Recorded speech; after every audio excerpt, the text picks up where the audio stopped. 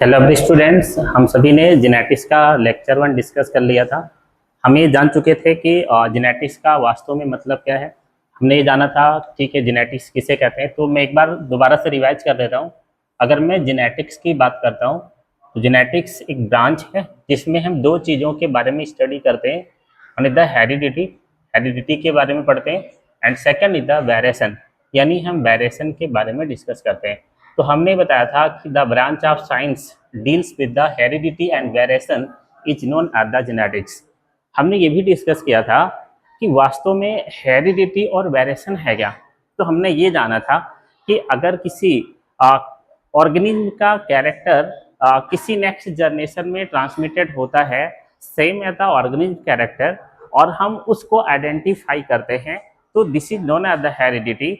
और इसी समय हमने ये जाना था कि अगर the degree of the difference between the parent to offspring और the offspring to offspring, this is known as the variation.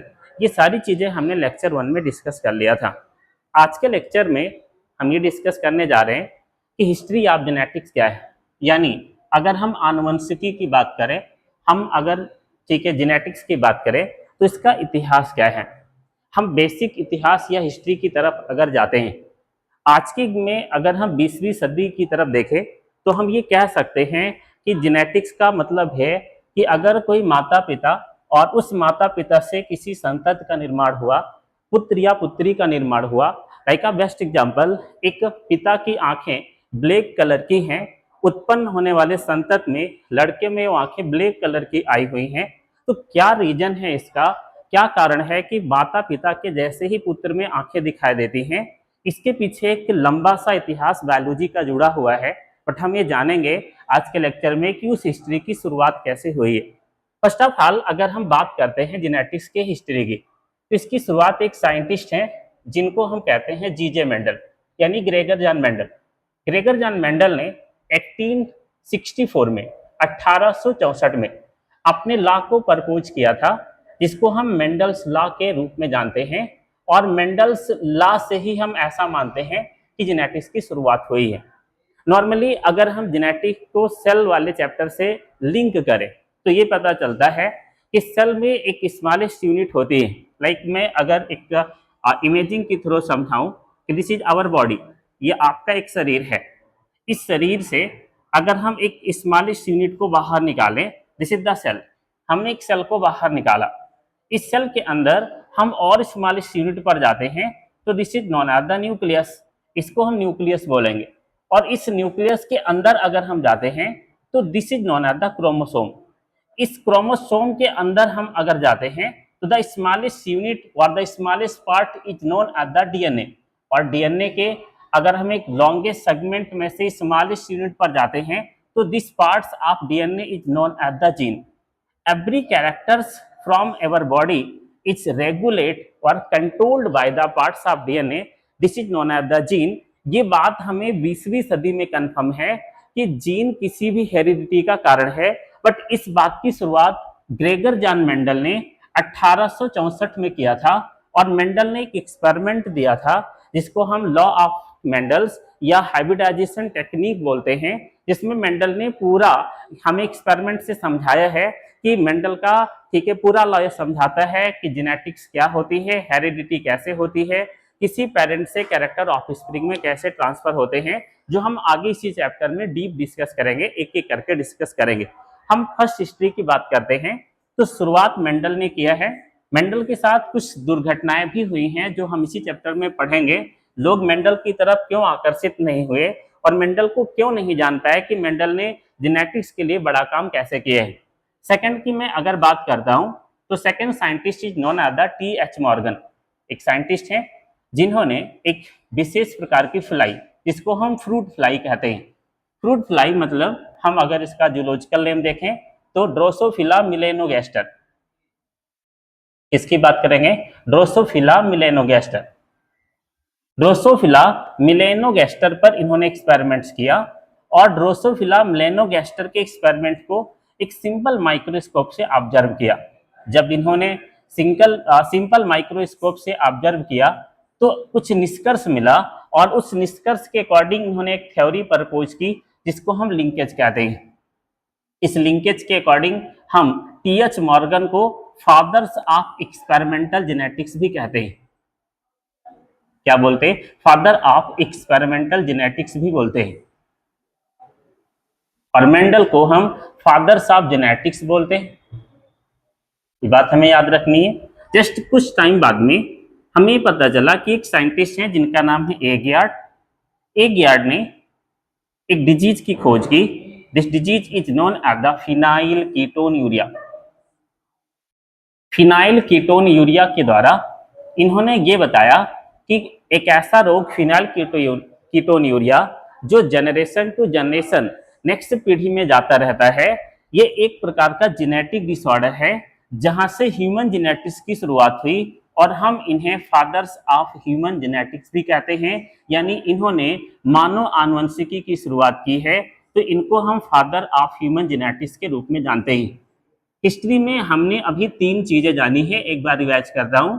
Mendel's ने पाइसन सेटाइबम या गार्डन पी प्लांट्स पर अपना एक्सपेरिमेंट शुरू किया था। टीएच मॉर्गन ने फ्रूट फ्लाई या ड्रोसोफिला मिलेनोगेस्टर पर अपना एक्सपेरिमेंट किया और एक नॉर्मल से माइक्रोस्कोप पर क्रोमोसोम की एनालिसिस की और लिंकेज की थ्योरी प्रपोज की थी।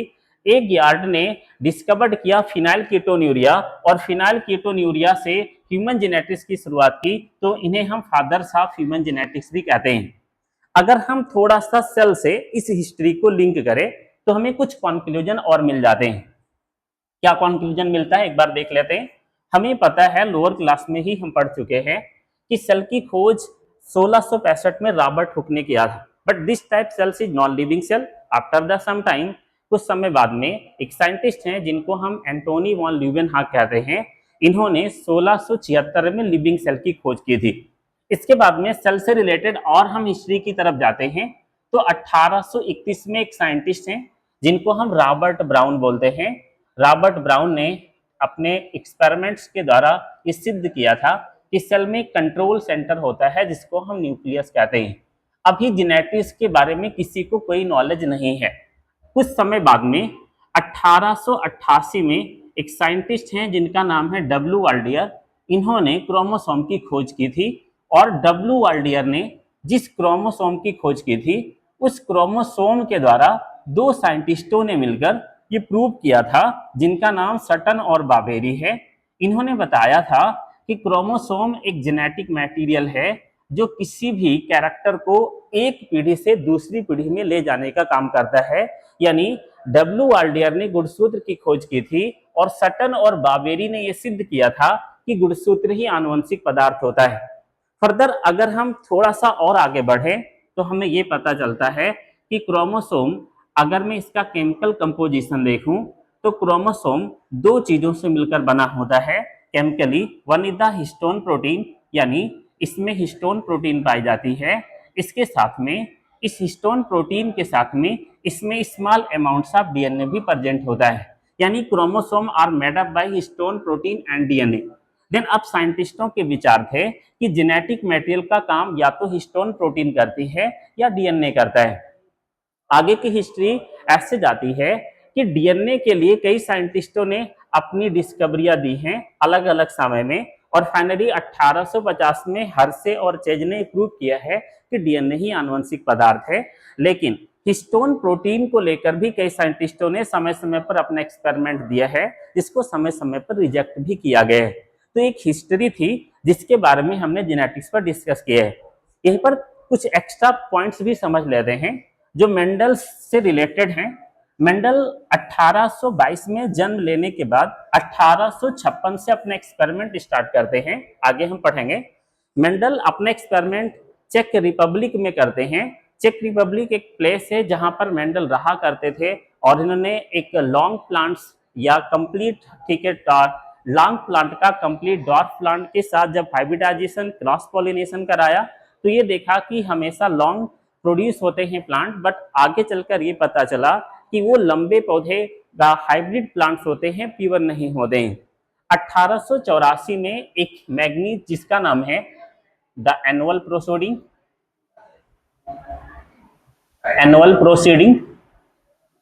Of natural history society of Brunn. इस मैगजीन में इन्होंने अपना प्रकाशन कराया, लेकिन दुर्भाग्यवश इनके इस एक्सपेरिमेंट की तरफ किसी का ध्यान नहीं गया। 1884 में मेंडल की डेथ होती है और 19वीं सदी में तीन साइंटिस्ट ह्यूगो डिब्रिज पहले, second is Karl Correns and third is Tschermak. इन तीनों ने अलग अलग टाइप का थ्योरी दिया, जैसे कि इन्होंने म्यूटेशन थ्योरी, इन्होंने codominance incomplete dominance theory, incomplete dominance theory, और इन्होंने प्रपोज किया कोडोमिनेंस थ्योरी। इन थ्योरियों के द्वारा ये सिद्ध हुआ कि जो कार्य इन तीनों ने मिलकर 19वीं सदी में किया था, वही कार्य मेंडल ने 1884 में, यानी 1884 के पहले ही कंप्लीट कर दिया था। बट एक्सपेरिमेंट के दौरान लोगों की नजर नहीं गई और फिर मेंडल के मरने के बाद, यानी मरणोपरांत, उन्हें नोबेल प्राइज दिया गया और उन्हें फादर्स ऑफ जेनेटिक्स कहा गया। तो ये लेक्चर्स हमने डिस्कस किया है कि जेनेटिक्स की हिस्ट्री क्या है। एक बार पूरी हिस्ट्री को समराइज करते हैं। Mendel is the fathers of genetics, T H. Morgan is the experimentals fathers of experimental genetics, ये Garrod is the fathers of human genetics, chromosome first discovered by W. Aldier, and also Sutton and Baveri proposed या proved that the chromosome is the genetic materials of human body। हम और बात करें, ह्यूगो debris proposed the theory mutation, Carl Correns also proposed the theory incomplete dominance, and Tesser Mark complete the theory codominance, and every theory is the ठीक है related to the law of the Mendels। Then हम इसके बाद next topic पर discuss करेंगे, this is known as the law of the Mendels, जहां से हमारी चैप्टर की शुरुआत होती है। Thank you. नेक्स्ट लेक्चर में हम डिस्कस करेंगे लॉ ऑफ मेंडल्स के बारे में।